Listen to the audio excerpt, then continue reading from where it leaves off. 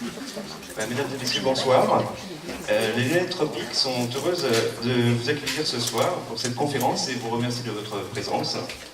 Je voudrais tout d'abord remercier le docteur Asley, ophtalmologiste à l'hôpital de Quimper, d'avoir bien voulu présider la soirée.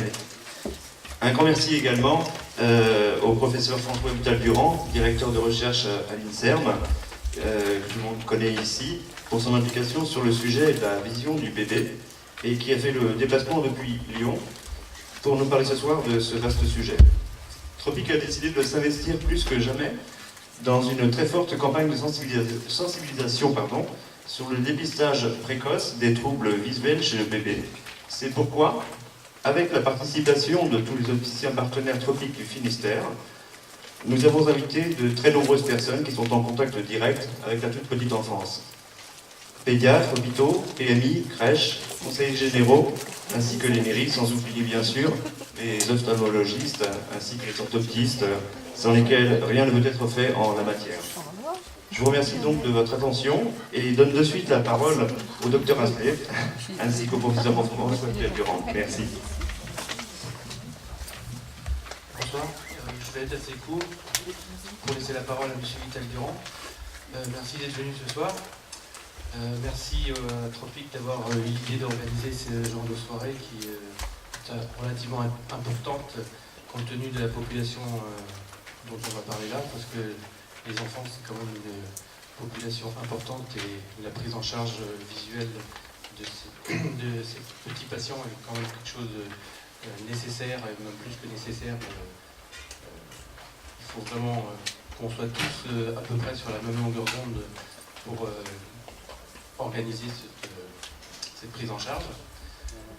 Donc je pense que ce genre de réunion est quelque chose de très important. Et donc je cède tout de suite la parole à M. Vital-Durand. Merci. Est-ce qu'il faut que je garde un micro ou bien est-ce que ma voix suffit? La voix suffit. Merci.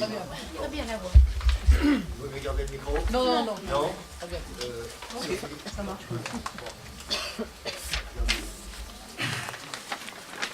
Bon, écoutez, c'est un plaisir pour moi d'être ici et que vous soyez venus, nombreux, puisqu'il a fallu ajouter quelques chaises. On va donc parler du développement de la fonction visuelle chez le bébé. Je précise tout de suite, je n'ai aucun diplôme en médecine, ni en paramédecine, je ne suis pas médecin. Je suis docteur S sciences, et chercheur à l'INSERM et à l'école pratique des hautes études, qui est à l'Institut de la Sorbonne, qui donne le titre de professeur, mais enfin, ça c'est un détail. Alors, on va parler du développement de la fonction visuelle du bébé.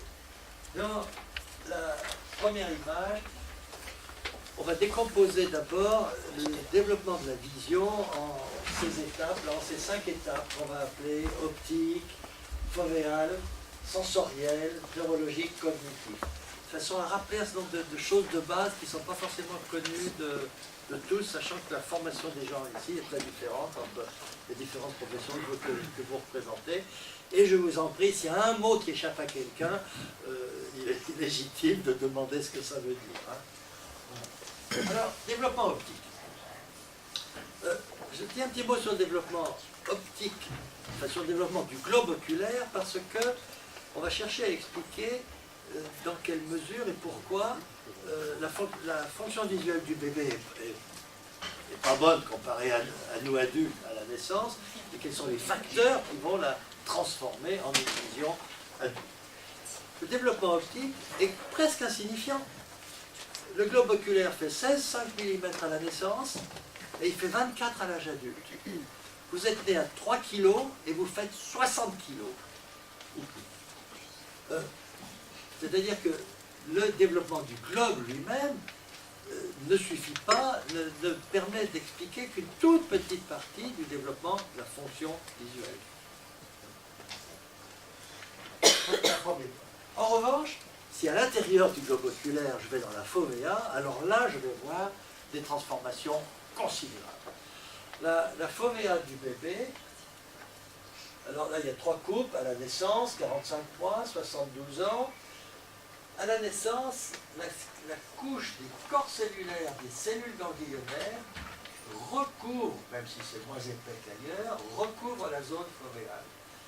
Et dans les mois qui vont suivre la naissance, entre 0 et 45 mois, ces gros tas de somas neuronaux qui diffractent l'image vont se déplacer vers la périphérie de la fovea. Et le nombre de cellules présentes dans la rétine à la naissance est définitif. Il y a les 100 millions de bâtonnets, il y a les 6 millions de cônes, ils sont là à la naissance. On va voir, ils sont encore un peu petits, mais enfin bon, ils y sont. Il n'y a plus de multiplication cellulaire dans la rétine après la naissance. En revanche, il y a des transformations spatiales, et entre autres, cette migration des corps cellulaires des cellules ganglionnaires qui vont dégager la zone où je veux voir avec les 12, 14 dixièmes de l'adulte. Ceci est terminé à 45 mois. Le deuxième élément très important dans la fovea, c'est la croissance des cônes. Voilà des cônes prénataux, des cônes périnataux, et puis on avance en âge. Il y a déjà un peu de pigment photosensible chez le bébé à partir de 5 mois et demi environ. Vous savez qu'à 5 mois et demi, sur une femme enceinte qui ne bouge pas, assise sur une table, si on suit le bébé en échographie, ou si on pose ses deux mains sur la ligne médiane, et qu'on allume une lampe de chevet banale, hein, une petite 60 watts, là, hein, d'un côté ou de l'autre, si le bébé est dans une position adéquate, on va voir le bébé, à l'échographie, on le voit qui se détourne, hein, il se détourne, il est photophobique, un point sur lequel on reviendra. Et si on allume alternativement, alors il faut attendre, hein, parce qu'il ne bouge pas à toute vitesse, hein, mais au bout de 40, 50, 60 secondes, on sent le bébé qui bouge, et si on a l'échographie, on voit qu'il se détourne parce qu'il est ébloui, enfin, il fuit la lumière, il est photophobique. Cette photophobie est toujours présente à la naissance, et elle va durer selon la complexion, c'est un bébé très blond, transparent, un peu suédois, ou noirot, ça va durer jusqu'à 3 mois, 6 mois, 1 an, hein, et chez les yeux bleus, ça continue pendant beaucoup plus longtemps. Alors, il y a déjà quelques éléments de pigments photosensibles, et puis entre la naissance, où le segment externe des cônes est tout petit, et 15 mois, on a franchi à peu près la moitié du chemin de l'adulte, à 15 mois, et à 45 mois, on est aux 2 tiers de la longueur adulte. Donc une croissance du segment externe des cônes, hein, celle qui contient tout le pigment, qui est extrêmement rapide, et retenez ces deux dates de 15 mois, la moitié du chemin, 45 mois, les 2 tiers du chemin. Si maintenant je regarde le facteur suivant, qui est l'espacement entre ces segments externes. À la naissance, les segments externes des cônes sont relativement loin les uns des autres. Et puis, au cours de ces premiers mois, les segments externes vont se serrer les uns contre les autres. Je prends la comparaison comme les cheveux qu'on serre dans une queue de cheval. Il n'y a pas plus de cheveux, mais ils sont beaucoup plus près les uns des autres.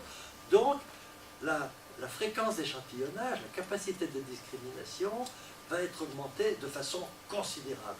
Et si vous regardez ces deux schémas qui montrent la longueur, l'accroissement de longueur des segments externes des cônes, vous voyez 5 jours, 15 mois, 45 mois, 15 mois la moitié, 45 mois les 2 tiers, voilà l'adulte. La largeur, en revanche, ne bouge pas, c'est comme les cheveux. Hein. Un segment externe de cône, ça a un diamètre à la naissance, ça garde le même diamètre, mais ça pousse comme un cheveu qui garde le même diamètre tout le long. La distance entre ces segments externes est très importante à la naissance et diminuée de moitié à 15 mois et de 2 tiers à 45 mois par rapport à l'âge adulte. Ces éléments sont très importants. On verra tout à l'heure, enfin on verra ensuite que vers 15 mois, on est à la moitié de l'acuité visuelle adulte, et à 45 mois, on est vers les 2 tiers de la vallée de l'acuité visuelle adulte. Pas exactement, mais enfin, ça colle pas mal. Je ne veux pas dire que ces éléments fovéaux sont les seuls responsables de l'augmentation de l'acuité visuelle, mais ils jouent là-dedans une part considérable. L'élément suivant dans lequel je fais faire allusion, c'est la croissance neurologique, qui évidemment est très importante. La croissance neurologique, elle comporte la myélinisation, hein, cette gaine qui pousse le long des axones des fibres nerveuses, qui empêche que le potentiel d'action fuit par court-circuit, se perde en route, hein, chez le tout petit, il n'y a qu'une toute petite partie des potentiels d'action engendrés dans la rétine qui atteignent le cortex. Hein. Il y en a une bonne partie qui fuit parce que les fibres nerveuses ne sont pas isolées. La myélinisation, elle, va se poursuivre jusque vers 15 ans environ, hein, avant que, quand tout se passe bien. Hein. C'est un processus qui se poursuit pendant très très longtemps. Deuxième élément dont je voudrais parler, c'est la maturation synaptique. Le nombre de synapses augmente jusque vers à peu près 9 mois. Hein, les synapses, les contacts entre un neurone et le suivant. Ça augmente jusque vers 9 mois. Une prolifération synaptique. Et pendant encore plusieurs années, ces synapses vont subir deux sortes de transformations. D'une part, elles vont se répartir de façon appropriée sur la cellule cible. Hein, et d'autre part, elles vont apprendre à travailler ensemble. Ces deux éléments qui sont... J'ai oublié d'éteindre mon portable. Ces deux éléments qui sont très importants. Pour qu'une cellule, pour qu'une population synaptique dépolarise la cellule suivante, c'est-à-dire transmettre le signal, il faut que les synapses soient réparties de façon appropriée sur la cellule suivante. Et il faut qu'elles travaillent ensemble. La dépolarisation se passe par vagues. On utilise le terme d'oscillation. Il faut qu'il y ait une sorte de vague de dépolarisation. Sinon, si les synapses sont actives ici et là, c'est jamais que du bruit synaptique et le signal n'est pas transmis d'une cellule à l'autre. Et cette synchronisation et la localisation des synapses actives est sous la dépendance de l'expérience visuelle. C'est le fait qu'on fasse travailler le système visuel qui va permettre à ces synapses de se répartir aux bons endroits et de travailler de façon synchrone, de façon appropriée. Je prends de temps en temps la comparaison de dire si chacun d'entre nous va pousser sur cette porte, elle ne va pas casser, mais si on se met 6 d'entre nous et qu'on pousse 1, 2, 3 en même temps, la porte va évidemment casser. Quand on a pu analyser chez les singes, qu'on a rendu amblyopes, j'ai passé 20 ans dans le cortex visuel du bébé singe, en développement, ce qui m'a amené à m'intéresser à un autre primate un petit peu différent. Je suis passé du primate infraverbal au primate préverbal. Mais bon, pendant plusieurs mois, c'est le même cerveau. Enfin, c'est presque le même cerveau. Bon. Et quand on regarde de façon détaillée un cortex de singe qu'on a rendu amblyopes en lui suturant un œil pendant la période appropriée, le nombre de synapses est identique. Mais elle ne marche pas. Hein, voilà. C'est un bon modèle pour mieux comprendre l'amblyopie fonctionnelle du bébé. Donc le rôle de l'expérience visuelle qui va déterminer le fonctionnement ultérieur de la mimie. Le dernier élément dont je voudrais parler en introduction, c'est l'élément cognitif, qui chez l'homme est absolument considérable. Pour l'illustrer, je vous ai mis un crâne de babouin, papio, un joli singe, et le crâne d'un monsieur que j'ai trouvé dans des travaux un jour à Lyon. On construisait un foyer de jeunes filles. Il y avait des grandes tranchées, j'ai ramassé ce crâne. J'ai appris ensuite que c'était un monsieur, remarquable sourcilier. Ces deux crânes sont pris à la même échelle. Si vous regardez les orbites, elles sont pratiquement identiques. Si on examine les yeux d'un singe et les yeux d'une personne humaine, bon, on va dire aux chirurgiens que c'est identique, mais enfin, c'est pas très différent. Si on regarde les capacités visuelles du babouin, de ce singe, en termes d'acuité, sensibilité aux couleurs, sensibilité au mouvement, sensibilité au contraste, binocularité, etc., c'est tout dans la gamme de 10% de ce que fait Homo sapiens. Hein, c'est à peu près pareil. Donc les yeux du singe et les yeux de l'homme, on va dire que c'est à peu près pareil. Si maintenant je descends, le nez du singe et son système olfactif a un rôle absolument considérable de dominance, de maintenance, de déterminer si la femelle est réceptive ou pas, c'est-à-dire que s'il faut, bon, on ne peut pas aller dans le détail des actes sexuels, mais si si on fait seulement une pénétration pour montrer que cette femelle est sous ma dominance, ou si elle est en état de réceptivité, et qu'il faut y aller bien et éjaculer pour lui faire un petit. Ça dépend du système olfactif chez le singe. Chez l'homme, ces choses-là ont beaucoup changé, se sont socialisées, ont pris des mœurs différentes. Si je continue à descendre, le singe a une dentition considérable. Le singe a des canines de 11 cm de long, ce singe. Et avec ça, le singe domine son monde, creuse la terre pour trouver des racines, des arachides, etc. Ce singe tue le lion. Ce singe tue le lion. C'est le seul animal qui tue le lion.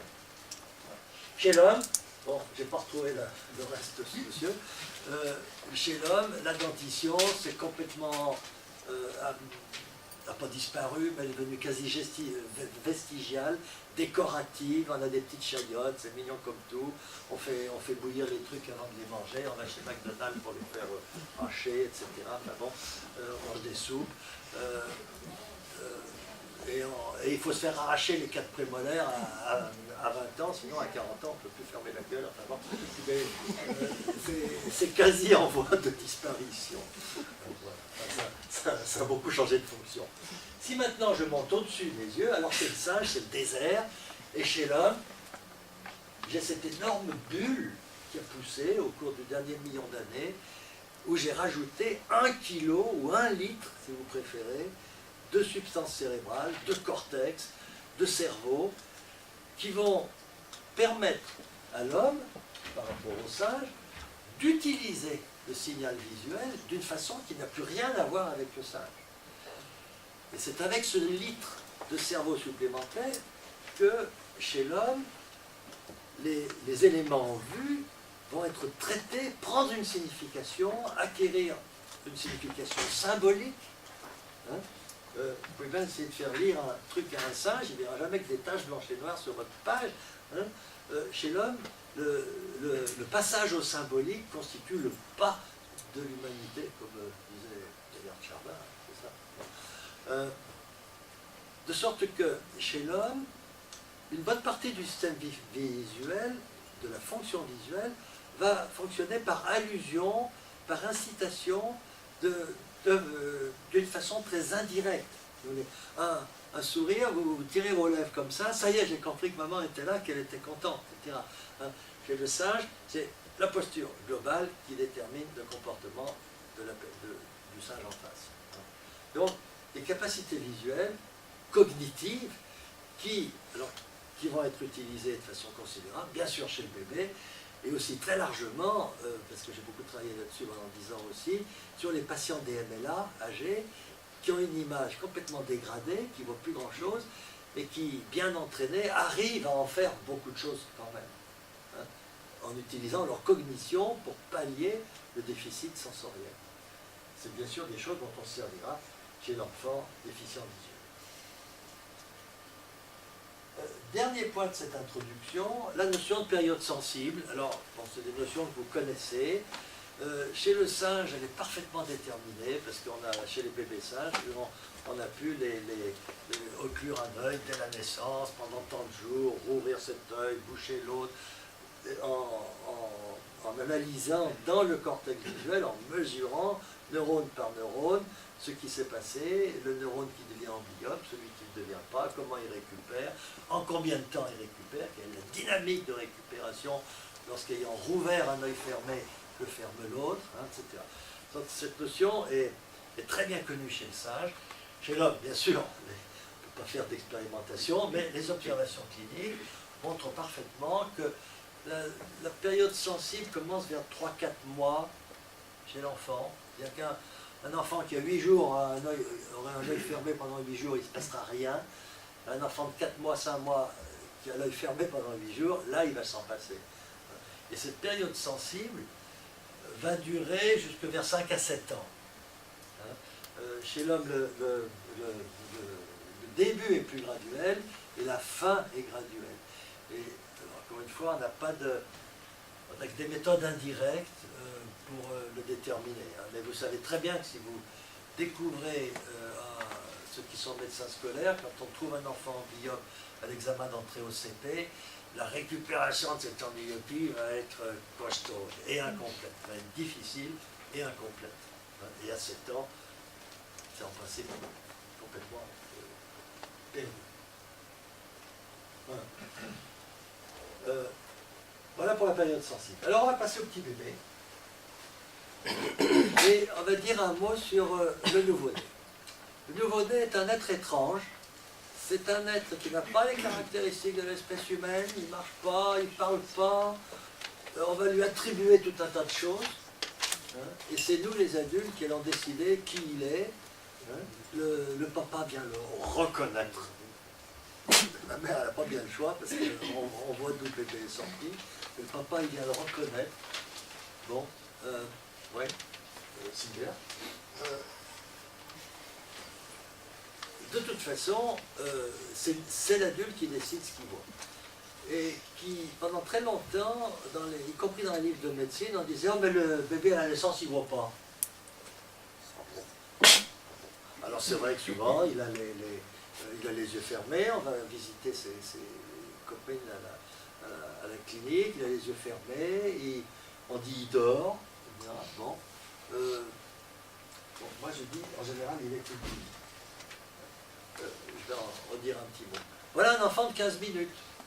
Alors c'est une photo, ne vous inquiétez pas, c'est pas un enfant de moi, c'est une photo, c'est un Américain, que copain m'a envoyé, c'est pour ça qu'il a les yeux qui a des sortes de lames artificielles, parce que les Américains ont le sentiment que quand le bébé sort du ventre de sa mère, il passe d'un milieu humide à sec, il a les yeux qui ont séché. Alors on va mettre des gouttes dedans, au moins pendant quelques temps, en attendant que la sécrétion de larmes se mette en place. Bon. Mais manifestement, ce bébé regarde son photographe, qui s'est mis en face. Vous voyez le joli reflet en masse dans le fond de l'œil. Bon. La question qu'on s'est posée, donc, c'est est-ce que ce bébé voit? Bien sûr, j'ai dit tout à l'heure, le bébé à la naissance est photophobique. De sorte que la plupart du temps, le bébé ferme les yeux. Maintenant, si vous arrivez dans la chambre de la maman, que vous fermez tous les rideaux, vous éteignez là, et que vous prenez le bébé dans la position de grenier, vous savez, cette position, on met l'arrière du crâne là-dedans, la colonne vertébrale qui repose sur votre avant-bras, une patte de chaque côté, pour pas que le bébé ait à assurer son système posturotonique. Le bébé, normalement, ouvre les yeux.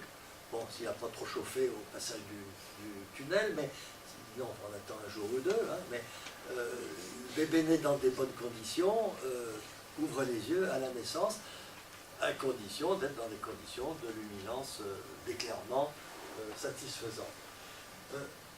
Je mets ce document historique que j'aime bien, qui vient de Baudeloc à Paris, qui est ancien, qui date des années 70, mais dont j'ai jamais pu, y compris en interrogeant les pédiatres actuels de Baudeloc, trouver exactement quelle était l'origine.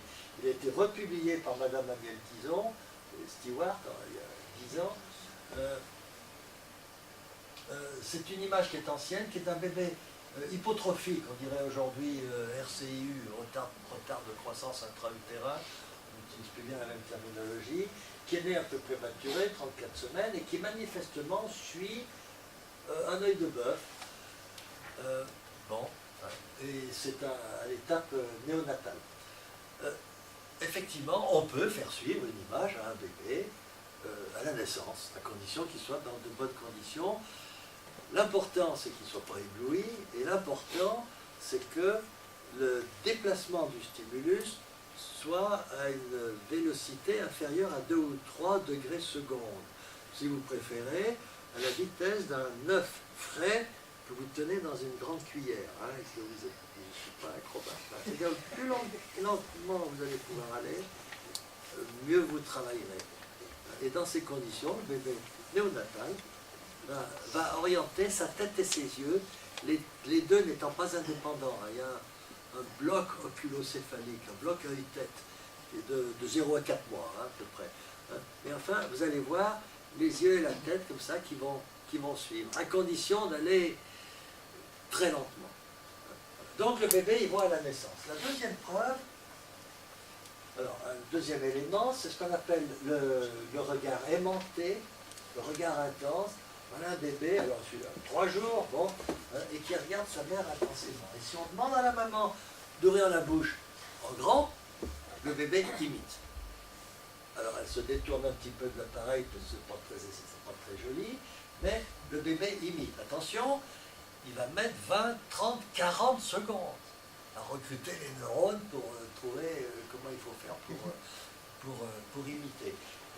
L'image originale de cette affaire d'imitation nasale, c'est celle de Melzoff et Moore en Grande-Bretagne en 83, dans laquelle il montre le bébé qui tient la langue, qui ouvre la bouche et qui fait l'amour.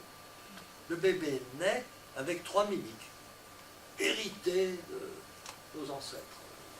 Bon, c'est des gestes qui sont inscrits dans nos gènes et qui sont déclenchés par le stimulus spécifique. Les scientifiques appellent ça un conspec. Conspecific stimulus appartenant à l'espèce. Pourquoi je montre ça? Non pas pour faire de la psychologie cognitive, mais pour prouver que le bébé à la naissance est capable de voir suffisamment bien pour que non seulement il voit cette chose, mais que si cette chose est un stimulus particulier, il va répondre de façon particulière. Donc il voit que vous tirez la langue, vous ouvrez la bouche. Donc le bébé voit mieux que ce qu'on croyait auparavant. Alors, voilà pour mon introduction. Maintenant, on va passer dans le vif du sujet et on va commencer à mesurer ce que voit un bébé. Et on va commencer avec l'acuité, qui est le premier geste, probablement, que vous faites quand vous vous intéressez à ce sujet. Alors, scientifiquement, on parle de résolution spatiale. Bon, on peut parler d'acuité. Vous comprendrez pourquoi tout à l'heure. Alors, la méthode qui a été mise au point maintenant, qui tourne bien, c'est la méthode dite du regard préférentiel. C'est l'idée qu'il s'est imposée qu'en 62, que le bébé ne porte pas ses yeux au hasard ici et là, mais le regard du bébé est quelque chose qui est contrôlé. Quand il est réveillé, et quand il n'est pas torturé par des tranchées, ou par son excrétion, ou son hypoglycémie, ou je ne sais pas quel désordre. Le bébé a un regard intentionnel, organisé. Et si vous présentez les cartes d'acuité, j'imagine que vous les avez tous vues, vous les verrez, vous en verrez tout à l'heure. Si on présente une plage uniforme avec un motif sur un côté, le bébé porte ses yeux sur le motif. Condition sur les etc. Aujourd'hui, c'est une évidence, ça a mis très longtemps à s'imposer.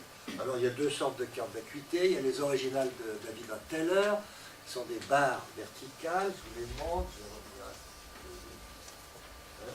c'est celles-là, qui sont très bien, sauf qu'elles sont fragiles, chères, et que pendant un temps elles étaient plus fournies, de sorte que j'ai développé des cartes françaises, qui sont beaucoup mieux, superbes, avec un réseau circulaire concentrique, avec une atténuation sur les bords et un filtre mésa au milieu. Je dis ça pour pas que vous compreniez, pour dire que la définition de ce stimulus est extrêmement compliquée. Pour ne pas avoir des effets de bord, pour être sûr que ce que le bébé voit, c'est une modulation sinusoïdale de la quantité de lumière. Et que ce stimulus est une sinusoïde, c'est-à-dire qu'il n'est pas décomposable en d'autres sinusoïdes. Je ne vais pas aller trop là-dedans, pour dire que c'est des stimulus qui sont très étudiés pour être parfaits. Quand Mme Teller a fait ses cartes, 10 ans avant les nôtres, elle n'a pas pu trouver un imprimeur qui lui fasse un réseau sinusoïdal correct. Alors bon, donc elle a mis des barres. Ça ne change pas fondamentalement les choses. L'autre élément que je voulais dire, c'est qu'on peut mesurer l'acuité visuelle avec des potentiels évoqués visuels. Si vous voulez le faire, vous allez au Smith Kettlewell Institute à San Francisco, dans un parc splendide. On fera ça à votre petit. C'est pas bien utilisé en France. Lille l'a fait chez M. H pendant quelques temps, un peu pour voir. Oui, on peut le faire. Enfin, avant de le faire sur un gamin avec un PEV pour savoir son niveau d'acuité. Bon, les gens sérieux qui donnent de la tête. Voilà, ça se fait pas. Mais enfin, on peut le faire en laboratoire. Au total, le bébé est capable à la naissance de voir un objet de la taille d'un crayon de calepin, 5 mm, tenu au bout de la main, à 57 cm. On dit 57 cm parce qu'à 57 cm, 1 cm égale 1 degré. C'est bien comme on travaille toujours à 57 ou des multiples de 57 cm. Donc on mesure l'acuité visuelle, on peut le faire à la naissance, et alors jusqu'à 3-4 mois, on va mettre la carte directement en face des yeux du bébé, hein, et ses yeux vont se porter dessus, sur le stimulus. On commence avec un gros stimulus, et puis on prend des stimuli. Maintenant on dit des stimulus, hein, depuis 80. Ouais, recommandation du Conseil de la langue française. Hein. Donc on prend un stimulus de plus en plus fin, jusqu'au moment où on n'a plus de réponse. Et au-delà de 4 mois, on met le bébé devant un petit théâtre guignol, un paravent avec une petite fenêtre, pour éviter qu'il soit distrait par l'environnement. Jusqu'à 4-5 mois, il n'est pas distrait par l'environnement, votre carte d'acuité couvrant la plus grande partie de son champ visuel. Et quand son champ visuel et ses capacités cognitives augmentent, le bébé va être tenté d'aller regarder partout, votre cravate, votre foulard, vos boucles d'oreilles, etc., et les trucs dans la pièce. Donc, si on veut faire les cartes de façon bien efficace, il faut se cacher derrière un paravent qui masque l'environnement. Et voilà la scène globale. Hein. Alors, on trouve quoi? À la naissance, un 20e. Alors, bien sûr, un 20e, c'est pas beaucoup.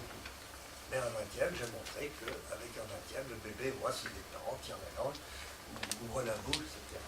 À 3 mois, un 10e. Un 10e, c'est pas beaucoup, mais si votre opticien vous fait une lunette qui vous baisse votre vision à un 10e dans la matinée, et qu'on vous envoie pendant 2 heures aller faire le tour de Quimper, chercher le journal, aller chez Monoprix, aller, etc., vous trimballer, faire votre prière à la cathédrale et compagnie, hein, au bout de 2 heures d'exercice de votre vision, vous pouvez rentrer à bicyclette chez vous sans vous mettre en danger. Avec un 10e entraîné, vous rentrez à bicyclette chez vous sans problème. Vous ne venez pas chez moi, non pas parce que c'est trop loin, mais parce que vous ne pourrez pas lire les plaques de rue. Parce que vous ne saurez pas en détail où vous êtes. Avec 2 10e entraîné, c'est-à-dire le bébé de 6 mois, vous lisez le sud-ouest. Ouest France, pardon, excusez-moi. Je connais mieux le progrès, moi, à Lyon. Avec 2 10e, vous pouvez lire Ouest France. Je n'ai pas dit de façon confortable, mais vous pouvez. Hein. À 9 mois, le bébé a 3 10e. Avec 3 10e, vous lisez le Monde qui est écrit plus petit que Ouest France. À 1 an, le bébé